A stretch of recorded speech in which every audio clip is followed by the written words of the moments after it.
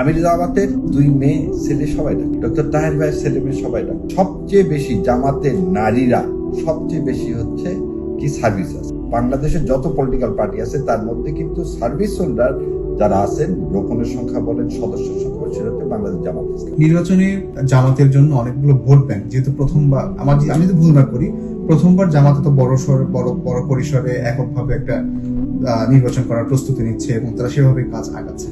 কিন্তু এখানে বেশ কয়েকটা ভোট ব্যাংক ফ্যাক্টর হিসাবে আছে, তরুণদের একটা ভোট ব্যাংক, নারীদের একটা ভোট ব্যাংক, এবং সেই সঙ্গে আমরা বলছি যে আওয়ামী লীগ যেহেতু গত 15 বছর ক্ষমতায় ছিল এবং বাংলাদেশ জন্মের পর থেকে এই দলটা ছিল, তো তাদেরও কিছু একটা ভোট ব্যাংক অবশ্যই আছে। তো এই ভোট ব্যাংক গুলোকে আসলে জামাত কিভাবে ডিল করছে এবং আপনার কাছে কি মনে হয় জামাত আসলে সঠিকভাবে ডিল করছে কিনা? ধন্যবাদ আপনাকে। দেখেন, আওয়ামী লীগের ভোট ব্যাংক, এই ভোট ব্যাংক অবশ্যই আওয়ামী লীগের প্রায় 25-26% ভোটারের মধ্যে একটা ভোট ছিল। আমার হচ্ছে এই ভোট ব্যাংক আসলে ফ্যাক্টর কিনা। প্রথম কথা হলো, আওয়ামী লীগের ভোট ব্যাংক বলে কোনো ভোট ব্যাংক নেই। আমরা যদি এটাকে এইভাবে দেখি যে দেশটাকে ভাগ করা হয়েছিল মুক্তিযুদ্ধের পক্ষে, মুক্তিযুদ্ধের বিপক্ষে শক্তি হিসেবে, এই যে একটা ভুল কনসেপশন। আমরা সবাই মুক্তিযুদ্ধের পক্ষে, বাংলাদেশে যারা বসবাস করি আমরা সবাই এ দেশকেই ওন করি, সো মুক্তিযুদ্ধের পক্ষ বিপক্ষ বলে কিছু নাই। তাহলে যদি এই মেঘগুলো, কুয়াশাগুলো সরিয়ে ফেলে দেওয়া যায়, তাহলে যারা আওয়ামী লীগ করতেন, একটু আগে বলতেছিলাম রিপেন্টেন্স নেই, তাদের মধ্যে যদি এই ভুলটা, যেমন মুসলিম লীগ কি করছিলেন, 70 সাল দ্বিতীয় বৃহত্তম দল ছিল মুসলিম লীগ। দেখেন, তারা পাকিস্তানের পক্ষে নিয়েছিলেন, স্বাধীনতার বিপক্ষে নিয়েছিলেন, তারা বিলীন হয়ে গেছে। আমাদের দেশ থেকে মুসলিম লীগের যেসব লোক, তারা কি সব চলে গেছে পাকিস্তান? না, তার সেই ভোট ব্যাংকটা তো রয়ে গেছিল, কিন্তু সেই ভোট ব্যাংক কি রিপেন্টেন্সের মাধ্যমে এই নতুন যে ধারা, সে ধারার সাথে অ্যাডপ্টেড হয়েছে। আজকে আওয়ামী লীগের এই ভোট ব্যাংক বলে আমরা যেটা প্রচার করার চেষ্টা করছে, একটা ন্যারেটিভ দাঁড় করার চেষ্টা, আমার কাছে মনে হয় না যে এই ন্যারেটিভটা ঠিক। মানুষ ভোট দিবে, মানুষ আদর্শের ভিত্তিতে বেছে নিবে তার কাছাকাছি কোন আদর্শটাকে সে ভোট দিবে। সো এখানে আমি আওয়ামী লীগের ভোটারকে কি বলবো, আওয়ামী লীগ ভোটারকে কাছে পাওয়ার জন্য আমি যে পূজা মণ্ডপে বলবো না পূজা রোজা এক, ঠিক আবার আমি এটাও বলবো না যে আওয়ামী লীগের ভাইয়ের আপনাদের ভয় নেই, সমস্ত মামলা আমরা উইথড্র করে নিব। This is a very negative attempt. আর একটা জিনিস আপনি প্রথমে বলেছেন, সেটা হচ্ছে বিভিন্ন কাস্ট আছে। বাংলাদেশ জামাত ইসলাম প্রথম ভোট করেন এদেশে 1986 সালে, এবং সে ভোটটা ফ্রি ফেয়ার ছিল। তারপরে ফ্রি ফেয়ার ইলেকশন যখন হয় 1991 সালে, তখন কিন্তু জোটবদ্ধ হয়ে না থেকে জামাত ইসলামকে প্রথম 300 আসনে ক্যান্ডিডেট দেয়, এবং জামাত ইসলাম 91 সালে 17টা আসন পায়।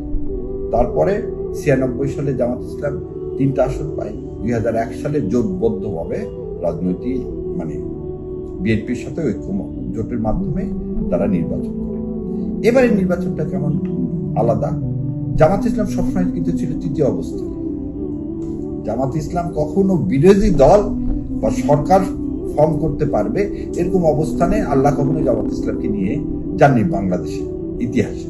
এবারই প্রথম এই জুলাই বিপ্লবের পর, এই আমাদের দ্বিতীয় স্বাধীনতার পর, বাংলাদেশ জামাতে ইসলাম বিশ্বাস করতেছেন যে তারা they are capable to run this country, এবং ইনশাল্লাহ তাদেরকে যদি এদেশের মানুষ সেই সুযোগ দেয়, তাহলে এদেশের ভাগ্যের পরিবর্তন অবশ্যই হবে। আর মানুষ কেন শুধু, আপনি যে পকেট যাদের বয়স 25 বছর, 25 থেকে 28, তারা কি কিন্তু কেউ ভোট দিতে পারেনি, তারা কেউ ভোট দিতে পারেনি, এবং এদের সংখ্যাটা কিন্তু অনেক বেশি।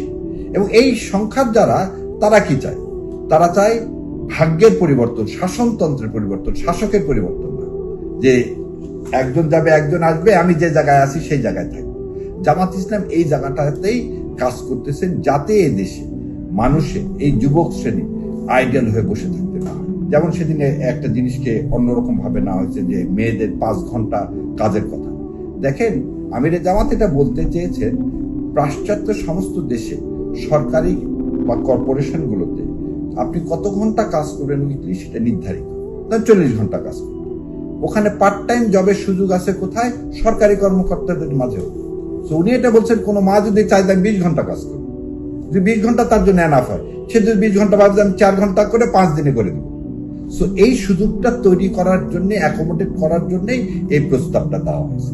তার মানে এই না যে নারীকে কাজ থেকে দূরে রেখে দেবেন। এবং আপনারা অনেকে এই কথাটা অন্যভাবে বলতেছে, দেখেন আমির জামাতের 2 মেয়ে ছেলে সবাই ডাক্তার, ডক্টর তাহের ভাইয়ের ছেলে মেয়ে সবাই ডাক্তার।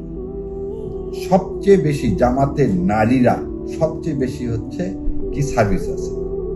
বাংলাদেশের যত পলিটিক্যাল পার্টি আছে তার মধ্যে কিন্তু সার্ভিস হোল্ডার যারা আছেন, রোকনের সংখ্যা বলেন, সদস্যের সংখ্যা বলেন, সেটা হচ্ছে বাংলাদেশ জামাত ইসলাম। সো এই মেসেজটা দিয়ে আমরা একটা রাষ্ট্র পুনর্গঠন করতে চাই। সো আপনি যে ভোট ব্যাংক, ইয়ংদের জন্য আমরা কি করতে চাই, সেটা আমাদের একটা একদম ডেফিনেট প্রস্তাবনা থাকবে যে কিভাবে আমরা তার রাষ্ট্রটাকে বিনির্মাণ করবো। এবং সেটা আমরা বলতেছি যে কাজ কিরকম হবে, কিভাবে একটি মানে আপনি প্রথম জিনিসই তো করাপশন। যেমন আমিরে জামাত বলছেন যে আমরা জিতলেও আমরা গাড়ি, প্লট এগুলো কোনো কিছুই নিব না। আমরা মানুষের জন্য কর্ম এমন কাজের ব্যবস্থা করব যাতে এই যে আমরা জাকাতের কথা বলি, আপনি জাকাত ভিত্তিক একটা সমাজ ব্যবস্থা যদি তৈরি করতে পারেন, আপনি যদি সুদ না নিয়ে ঋণ দিতে পারেন, এবং সেই ঋণটা আমাদের দেখেন যাদের টাকা নাই, গরিব মানুষ, তাদেরকে কিন্তু কেউ ঋণ দেয় না। আগে কিন্তু এই সমবায়ের একটা সিস্টেম ছিল যে যার ক্ষমতা নাই তাকে আমি একটা এমন ভাবে একটা কিছু করে দিব যাতে তাকে আর রাস্তায় কি করতে হয় না, বেক করতে না হয়। সো এই যে জামাত ইসলাম যে চিন্তাধারাটা করতেছেন যে সামগ্রিকভাবে পরিবর্তন, অর্থনৈতিক পরিবর্তন, মানুষের ভাগ্যের পরিবর্তন, আমার মনে হয় এটা মানুষ বা যে ভোট ব্যাংকের কথা বলতেছেন আওয়ামী লীগ ছাড়াও এইরা হয়তো এগিয়ে আসবে। এবং এই পরিবর্তন সবাই চাচ্ছে বলে কিন্তু এই 36শে জুলাই হয়েছে। সুতরাং আমিও অপটিমিস্টিক যে বাংলাদেশ জামাত ইসলাম ক্ষমতায় আসা উচিত। কেন মানুষ তো বিএনপি, আওয়ামী লীগ 2 দলকে দেখছে, এনাদেরকে দেখেন। সো এই সুযোগটা মনে হয় মিস করা উচিত হবে।